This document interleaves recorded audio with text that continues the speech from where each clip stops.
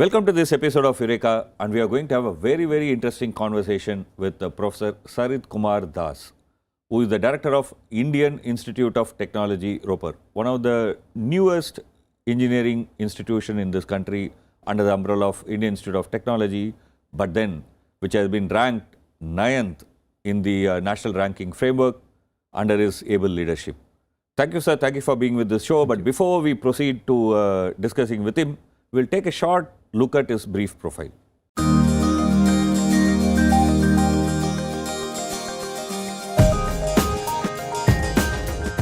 Professor Sarit K. Das has made a name for himself both as an excellent scientist and an equally effective administrator. After completing his PhD in heat transfer from Sambalpur University in 1994, Professor Das worked as postdoctoral fellow at the University of BW Hamburg, Germany, before joining IIT Madras in 1995. Presently, Professor Sarit K. Das is the director of IIT Ropar, where he remains firmly focused on taking the institute in the top rankings. Under his leadership, the Ministry of HRD ranked IIT Ropar 9th in engineering. Professor Das's current scientific research deals with the nanofluids, microfluidics and biological heat transfer. He has authored 4 books and more than 450 research papers. Thank you for being with us. I mean, it's very interesting to know that under your able leadership, this institution has been ranked as 9th in the All India ranking. How do you achieve it? Well, I would say we achieved it, our students, our faculty members, and of course, non-teaching supporting staffs. See, the thing is that right from the beginning, 8 years back, we started thinking of quality. And we are not looking just as the numbers. It's not an institute which just teaches well and brings out the students.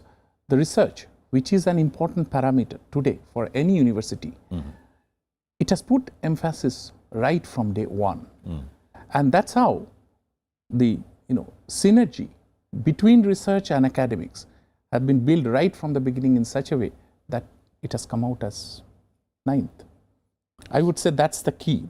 So when you heard this news that you have been placed in the 9th, given this country has huge number of engineering institutions, some of which can boast of a century of their life, but then you are one of the newest, but then you have been ranked 9th. How did you feel?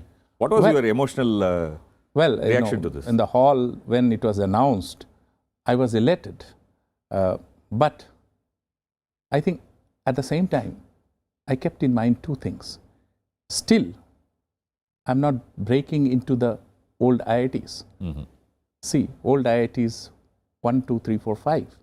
Yeah. One of them is IIT Madras, where I spent 20 years before coming here. And that has been ranked first. I was very happy because I was also Dean of Research in IIT Madras. So I was happy. But my feeling was how to take this IIT into the elite. I'm not happy with 9th. I want to be 3rd, 4th, 2nd. But more importantly, we want to go to the global rankings. Okay. We would like to, in media, there are lots of discussion why we are not within the top 200, only 2 institutes are there. I would like to see IIT Ropar coming among top 100 in the years to follow. I'm absolutely sure with your able leadership that will be achieved. Let's shift from this to another question that many of our viewers would be certainly interested is, there is a feeling among students that the old IITs are perfect, but some of these new IITs, they are not up to the mark. This kind of perception persists. What do you feel about that? These places, they say that is not equipped, there is not facility, things have not been set up, faculty is not available. This is exactly contrary to what the reality is. Actually, the amount of funding that the government is giving to newer IITs are far greater than the older IITs. In fact, if at all there is a financial crunch, it is in old IITs, not in new IITs. Okay. And the older IITs, if you look at the rate at which they are progressing, the quality of students that they are producing, I think they are at par with the older IITs. There is absolutely no truth in this. In fact, I'll quote one of the professors, Professor Kale of IIT Delhi. He actually, taught a class of IIT Ropar and IIT Delhi students. Okay. And he told that I don't find any difference between them.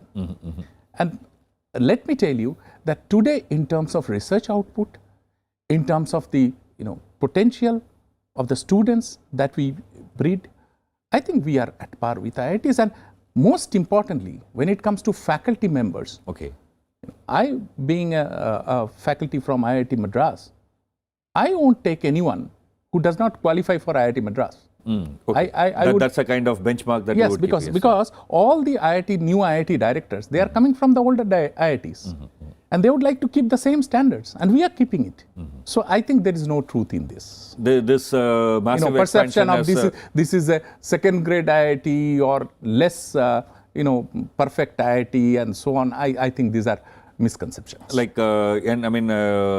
enlarging the number of IITs would bring its quality down and that kind of. I mean, I don't agree at all. See, you look at Germany. Germany is half of UP in terms of population and size. And it has got 86 universities and 20 of them of the standard or even better than IITs. Now, if half of UP can have 20 such institutes, we are only going to have 23 IITs all over the country. all over the country, which is more than 1.2 billion. I mean, this is nothing. Yes. I think yes, it is not more. It is rather less. Actually, we should be perhaps even thinking of about 50 IITs. Right. If we have to actually meet IIT the- level institutes, Yeah, if you can say. Let's come to an important question. You have been ranked 9th in the national level. You are aspiring to not only become second, third, fourth, whatever, I mean, higher up in this number, but also figure in the global ranking. But what major challenges you think are before you as the director of IIT Ropar to ensure that you maintain this quality and then build on this quality? Well, see, one of the problems that we have got is that any international university today, which is ranked high, is truly international in nature. It has got international students, international faculty. Yeah. Unless and until we can bring that one, it's very difficult to achieve that. Because along with that, it also brings the culture. Yeah. See, just like the US universities, the top universities, they say it is the melting pot. Yeah, various people from various parts of the world come in. Parts of the world come, they bring their culture, their ways of thinking. Yeah, yeah. And then they mix each other, give, and then what comes out of that is something quite different and advanced. We need to make that. See, our universities, first thing, we started looking at research probably a couple of decades back. Okay. Although we in 20s and 30s we had great scientists, but really we started looking at a mass scale research probably 30 years back or 40 years back. Now, yes, enough number is produced, but the quality, that's what we have to look for. And for that, what you need international. Not just a national level institution, but an institution where international people come and go. Yes. That's the kind of thing that you and are saying. international collaborations. You see, when I was in IIT Madras, I was the Dean of Research. Bruce Albert, the editor-in-chief of Science came. And I was telling that our people are publishing in the best journals, but not the top one or two, not in science, not in nature. What's the reason? He said, it's complex, but I can give you answer in one sentence. You do not know how to collaborate. Okay, okay. So that collaboration, scientific collaboration, and Yeah, who will collaborate with you That's if you are not good enough? Okay. Yeah. I mean, here comes the point that if we cannot, excel ourselves, why should the best in the world will come and collaborate with us? And there, I think, we are rapidly progressing. And people are showing real interest in collaborating with us. Very interesting point. International collaboration, that's one major important issue. We will have to take a break here. We'll continue this discussion. Don't go away. He is from mechanical engineering. But do you know he is working on problems of biology? Seems chalk and cheese. We are going to discuss this after this break. Don't go away. We'll take a very short break. We'll continue this discussion. Welcome back to this episode of Eureka, and we are having a wonderful discussion with Professor Sarit Kumar Das, who is the Director of Indian Institute of Technology, Ropar. Thank you, and we are having a very interesting talk about your institution in the earlier segment. Let me move to a different area. If I ask you, you had more than 20 years, 30 years of research work. Many years you have been in IIT Madras, now you are in Director of IIT Ropar. Before that, you had worked in what used to be called as Regional Engineering College. You have a very long innings. If I ask you, what is the 3 top work that you did, which you are very proud of? What would you list them as?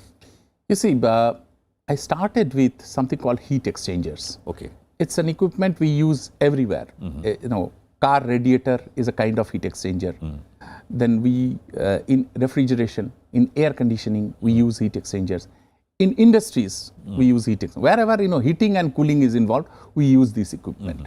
So my first significant work was finding out what is the effect of maldistribution of fluid flow inside this equipment. So this was my postdoc.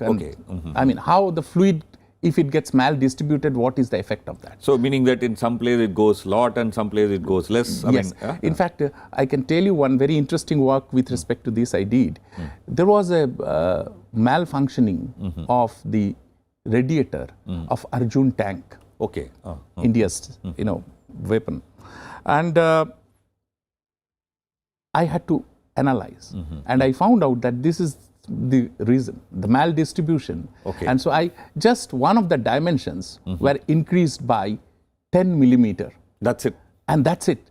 Okay. It started functioning perfectly. Okay. So this is so exciting. So this is the first one. The second one, I started working in the around 2000, on something called nanofluids. Nanofluids. Yes. Okay.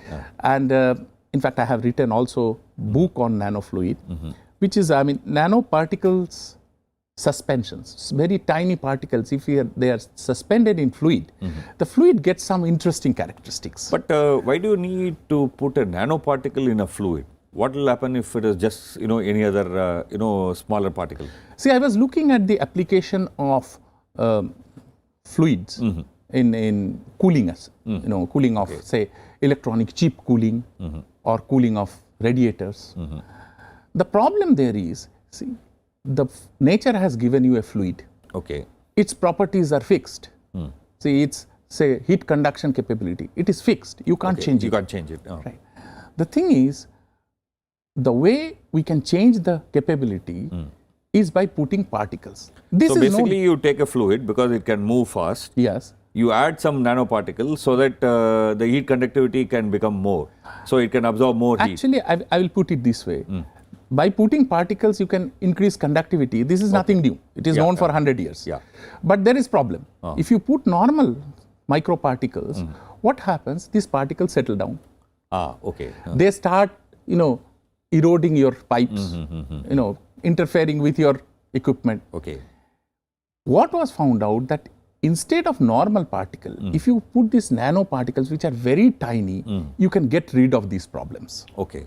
Okay. And then you can dissipate more heat, but you not necessarily carry those disadvantages. Okay. So this is the whole idea. That's okay. Yeah. And we have worked on how to use it for cooling of heavy vehicles for defense. We have used it on cooling of electronic chip, how you can use them. So this is So basically nowadays most of us have this experience that if you have a good ultra modern laptop, yes, though it is called laptop, you can't actually keep it on our lap. Exactly. It's so hot, right? Yeah. So how to cool them more efficiently? And more and more data center. Data sciences is a big thing today. Big data.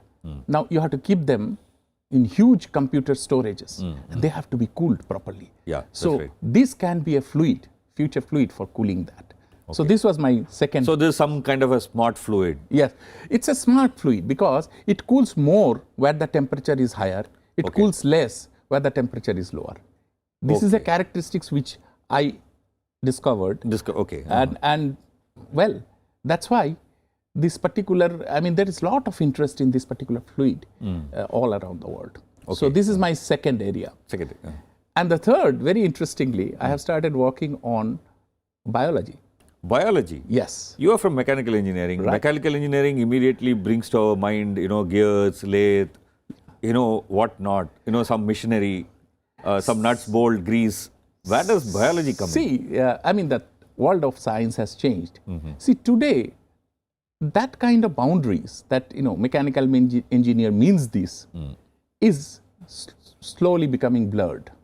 See, a mechanical engineer, the principles that he deals with, can also use in something else. You will be able to understand that, what I am working with is how you can put these nanoparticles inside a tumor and then use a laser to heat the tumor and ablate it, melt the tumor. Okay, so if you want to actually destroy a tumor, you have to kind of heat it. Yes. And then you can send a laser to actually heat it. But then heat conductivity may not be enough, so you have to enhance. Exactly. And it can be localized. Exactly. Without actually destroying the normal tissue. Right. Yeah, so that's really very interesting. That's the thing I'm working with, because what happens if you just put laser, see the tumor tissues, their scattering capability is more than absorbing. Okay. So if you just put laser, there will be more damage around than the tumor itself. So by putting nanoparticles, what you can do, you can make the tumor absorb that heat and then melt the tumor. Very interesting. You are treating Arjun Tech on one side and perhaps working on treating cancer on other hand. I mean, it's a very, very exciting thing as a mechanical engineer. This part, let's kind of elaborate. What's the kind of change that is happening? I mean, you have been working on some smart fluids. You started with heat exchangers, but then, something like radiator and refrigerator, which are the kind of thing people would think of mechanical engineering. Something different. How is this changing? What kind of directions it's taking, this area?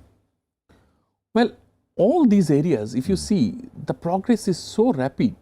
And the key there is, again, how people from different disciplines can come together and sit and work. I work with chemical engineers, I work with chemistry people, I work with biology people. All of us, sit together, look at the problem, because the problem is more important than discipline. Oh, fine. So you actually, nowadays, the idea of doing science is not about some discipline. You take a problem and then try to see it from different angles. And then, you lend your expertise to the other person, try to understand what the other person, say a chemist, is talking about these nanoparticles. You have to also look at whether the particles that you are giving, they are toxic or not. Yeah, that's also. So all these aspects should come together. Then only it works. It's a very interesting, and we are having a very wonderful conversation. We need to take a very small break. We'll take a very small break. Don't go away. Keep watching. I'm going to ask him a very interesting question. What is the boiling point? You think you know the answer? Let's take a look at this after the break. Don't go away.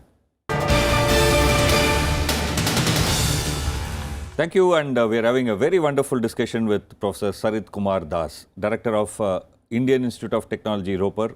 Welcome back to Eureka. Thanks, and I told our viewers I'm going to ask you this question. What is the boiling point? I'm told that there was a very, very interesting incident in your early life. Can you tell us that incident?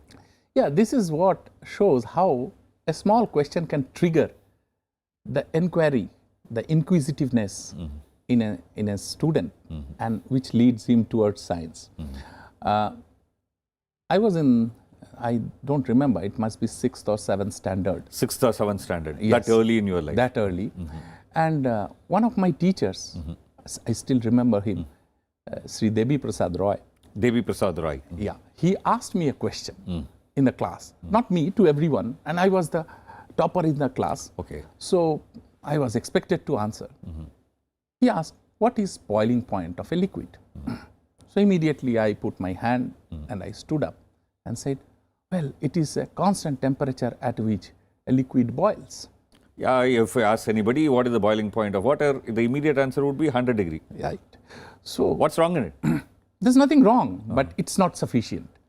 So what he said, what is the difference between your answer and if I ask the question to a man in the street who doesn't know anything about science? He will be also saying the same thing. It's the temperature at which a liquid boils.